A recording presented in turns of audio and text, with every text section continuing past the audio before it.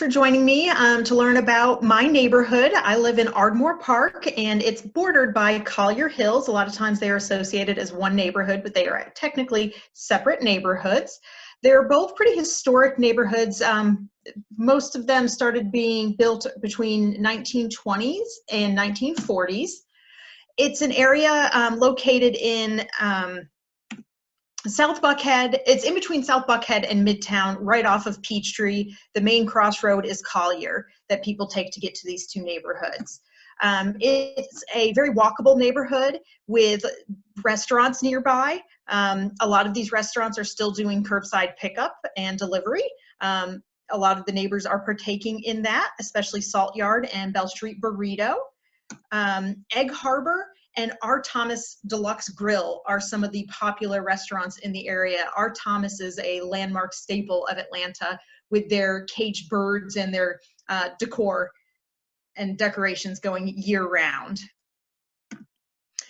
Also in this neighborhood are Ted's Montana Grill and Uncle Julios, but these are rumored to have been purchased by Piedmont Hospital to build mid-rise housing for the hospital. We're going to see Uncle Julios has completely shut down at this time. We're going to see if they open back up. The hospital really needs the housing. That's something I always see on Nextdoor. So that would be a great benefit for the neighborhood, especially with all the expansions that Piedmont Hospital is doing right now in this area. What the area is known for, Piedmont Hospital, that big building that you are seeing on Peachtree. The construction is almost done with it. It is expected to have its grand opening. It originally was slated for spring of this year of 2020, but they've now moved it to summer of 2020. It is going to be one of the leading hospitals in the Southeast for the cardiac ward. So we're very excited about all the opportunities that is going to bring to the area. Also, Tanyard Creek Park. That is connected with the Beltline, and also all ArdmorePark. They all connect and they lead to places like Bitsy Grant Tennis and Bobby Jones Golf Course, both of which are open during the shelter in place. It's a great opportunity to get out, stretch your legs, but also be respectful of the social distancing. One thing that I love about this neighborhood is the different things that you can participate in just by walking up the street.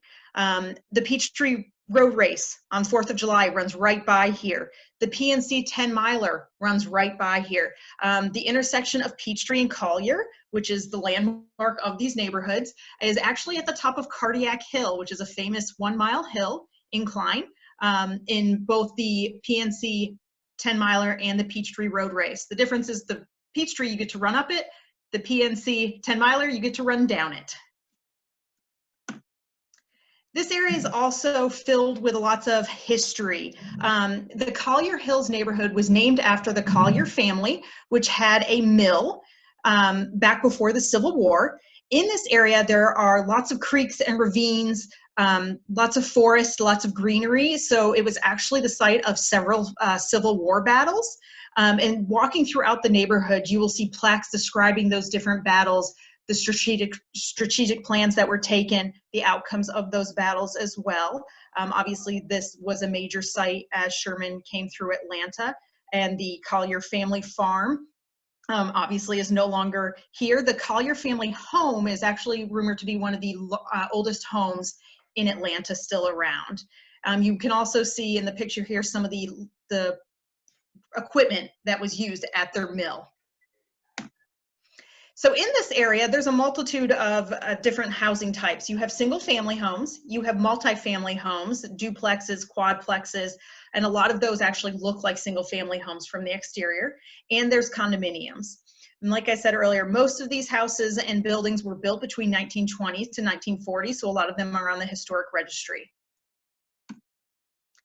Ardmore and Collier Hills Market, blending the two together for single family homes. Right now, there are 7 active listings. In the last 180 days, 19 closed. And the average days on market was 44 days, but 10 out of those 19 were on the market for 21 days or less. The average sales price is $709,711.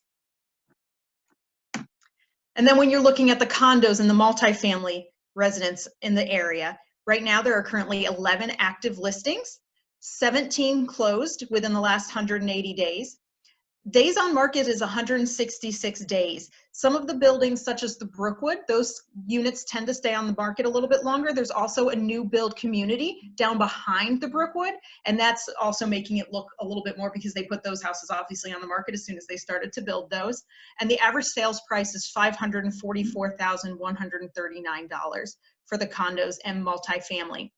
Now, with that being said, you have the higher price point condos like the Brookwood, but then you also have some of the smaller historic buildings that you can get anywhere from the high 100,000s to maybe the mid 200,000s. So it is a wide range of prices for the condos in this area. Some of the active listings, I didn't include all of them, but the Brookwood. The Brookwood's a huge building, great amenities, including a dog park inside the facility. Those units range right now anywhere from $515 to $784.9. There's one Cottage Lane for $585, Overbrook Drive for $650. I actually live on Wycliffe. The 1892 house is right next door to mine. It's a beautiful house, beautiful landscaping in the back. And actually a little history about that is that my house and that house actually used to be one lot. And then the former owner of this house sold that lot, and that house next door was built. The grounds actually back in the 1920s were actually used as a botanical garden that neighbors would come and pay to go and tour. Then you also have 1887 Wycliffe, 795.5, and then Delwood, which is just a beautiful house for $765. If you have any questions about ArdmorePark or Collier Hills, let me know. It's a beautiful area, and I'd love to answer any questions you have. Thanks.